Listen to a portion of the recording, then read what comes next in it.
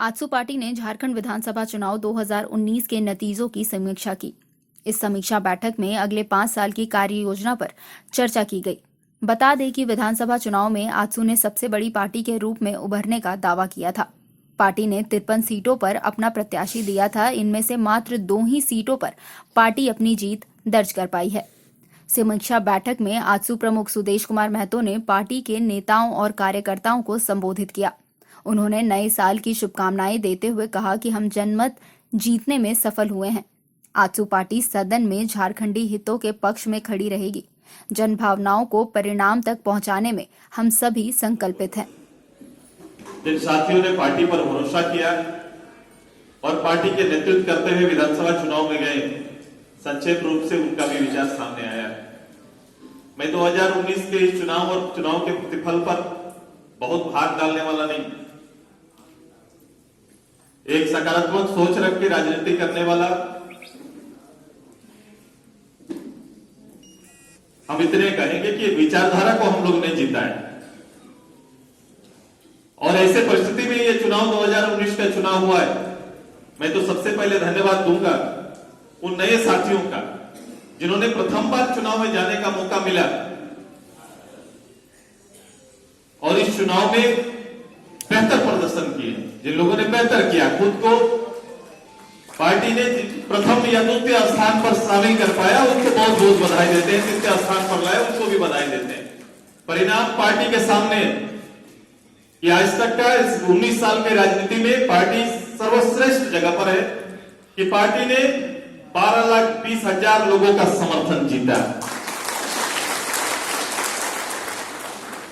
समर्थन ही तो जीतना है। लड़ाई तो यही होती है कि लोगों को जीतना, लोगों को दिलों को जीतना है। सवाल यह है कि किस परिस्थिति में आप जीते हैं 12 लाख लोगों। ये एक नेगेटिव वातावरण बना हुआ था और वो वातावरण कैसे बना? वो वातावरण बना जब झारखंड की भावनाओं को समझने में पिछली सरकार ने भूल की। और ये चुनाव पहले जब हम ये बात कहते थे, ये चूक हो रहा है, चूंकि ये चुनाव कौन लड़ रहा था? चुनाव सीएमटी लड़ रहा है, चुनाव भूमि अधिग्रहण बिल लड़ रहा है, चुनाव 77% एक्ट लड़ रहा था। चुनाव कौन लड़ रहा था?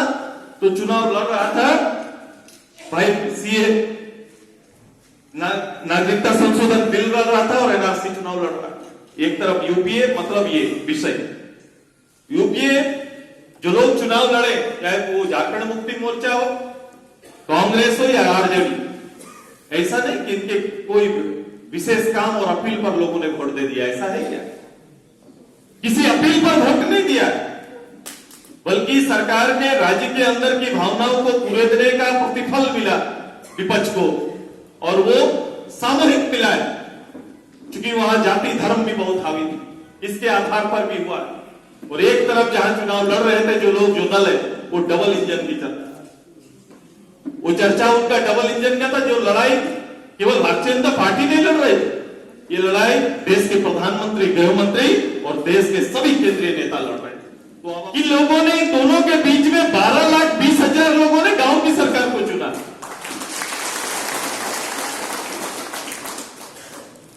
यहां हमने धर्म, जाति या किसी और के प्रभाव पर नहीं लड़ा। बीच में हम इस सब के बीच में एक ही नारा था, और ये नारा मैंने कहा कि मेरा चुनावी नारा नहीं था, ये मेरा विचारधारा था, ये पार्टी की विचारधारा था। ये गांव की सरकार कोई कल्पना मात्र नहीं है। गांव की सरकार इस राज्य की जरूरत है और देश की जरूरत है। क्योंकि इस लोकतंत्र को अगर कोई, और लोकतंत्र की बुनियाद को मजबूत करने का कोई सपना देखता है, तो बिना गांव के हाथ में शासन, ग्राम सभा को पूर्ण रूप से स्थापित किए बगैर कभी भी भारत का लोकतंत्र मजबूत नहीं हो सकता है। और हमने इसी लोकतंत्र को मजबूत करने की अपील, हमने कभी भी, हमारा कोई भाषण किसी को तीखा नहीं लगा। हमने एक मॉडल दिया था। झारखंड मुक्ति मोर्चा, कांग्रेस राज्य का कोई मॉडल लेके नहीं गए कि मैं राज्य को इस रूप में ले जाना चाहता हूं। भारतीय जनता पार्टी किसी मॉडल के साथ चुनाव नहीं लड़ी, लेकिन आजसू पार्टी एक मॉडल पे गया था। एक आजसू पार्टी ने कहा कि मैं राज्य को इस रूप से ले जाना चाहते हैं। एक बड़ी जीत और बड़ी भावनाओं को जीतने में पार्टी सफल हुई। 1810 दिन बचे हुए हैं। आप साल गिन रहे हैं, मैं दिन गिन के आपके सामने रख दिया। अब 1810 दिन किस रूप से आपको काटना है, किस रूप से काम करना है, तैयारी आपकी। लड़ाई जारी है, भावनात्मक नहीं। मैंने कहा कि ये मेरी विचारधारा और विचारधारा की लड़ाई अब इस मिले हुए जनमत के साथ हम लड़े। जो 12,20,000 लोग इस मत के हैं, अब उनके साथ सड़क पर खड़ा होकर इसे स्थापित करने के लिए वर्तमान सरकार के साथ हमारा चलेगा, हमारा कार्यक्रम चलेगा। सरकार निश्चित रूप से आई, सरकार को बधाई देना ये परंपरा, सरकार को बधाई देना परंपरा। सरकार के विचारों को भी पोस्टर पे हमने देखा है और मैंने 3 दल के इस पूरे संकल्प पत्र को भी अपने हाथ में गांठ बांध के रख लिया है। अब मेरी तैयारी पूर्ण रूप से है कि मैं ये उम्मीद करता हूं, सरकार से उम्मीद करते हैं, क्योंकि उम्मीद ये करते हैं कि जो बातें सरकार और सरकारी मुलाजिम जो प्रत्यक्ष रूप से संयुक्त रूप से बड़ी सभाओं इन लोगों ने किया है, वो बातें जमीन पर उतरे, निर्णय में बदले। और ये लड़ाई कोई अलग से और अलग विषय का नहीं, झारखंड की भावना को स्थापित करने का लड़ाई लड़ रहे। ये लड़ाई पारा टीचर की लड़ाई, ये लड़ाई सैया दीदी की, सेविका दीदी की, रसोईया दीदी का। अब तो उन्हीं दीदियों के साथ, पारा टीचर भाई के साथ सुदेश महतो भी खड़ा होगा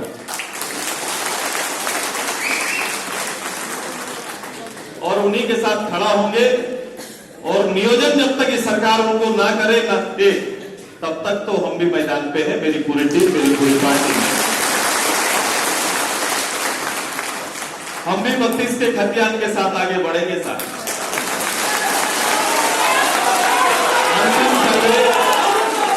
अंतिम सर्वे की जो बात आपने कहा, मैं भी वही कागज कलम लेकर आगे बढ़ूंगा और तब तक फिर गांधी जी के दर्जे पर खड़े रहेंगे जब तक गांधी जी आपको पूरा नहीं।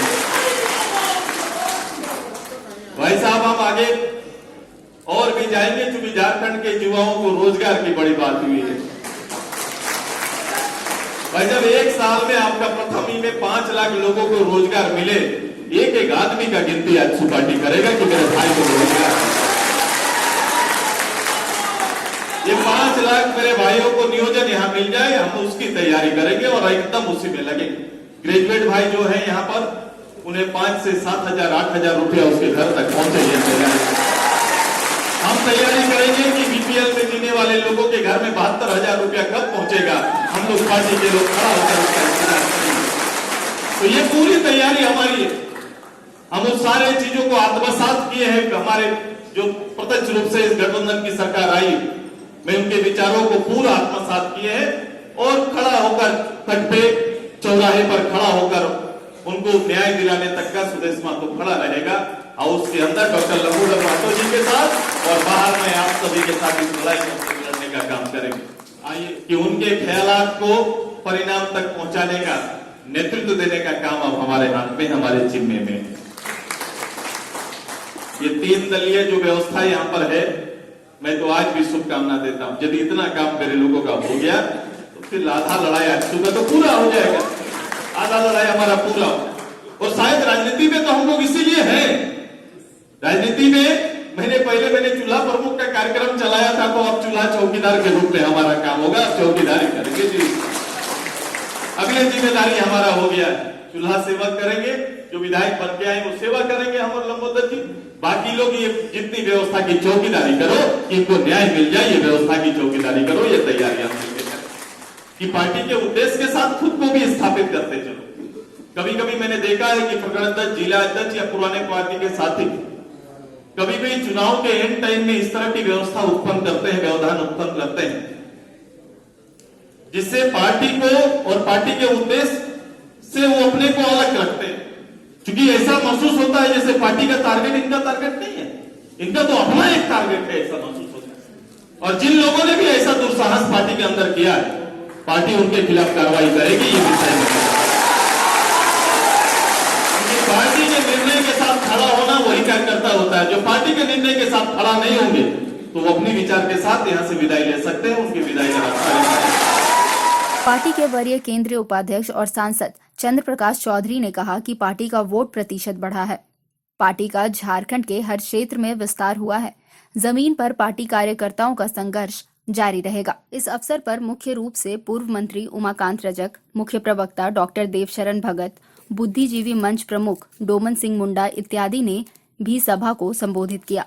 साथ ही साथ सभी केंद्रीय पदाधिकारी एवं सदस्य, जिला प्रभारी, जिला अध्यक्ष एवं सचिव, जिला परिषद अध्यक्ष, उपाध्यक्ष एवं सदस्य, प्रमुख एवं उप प्रमुख, नगर अध्यक्ष एवं सचिव तथा सभी अनुषंगी इकाई के केंद्रीय पदाधिकारी एवं जिला के पदाधिकारी शामिल हुए।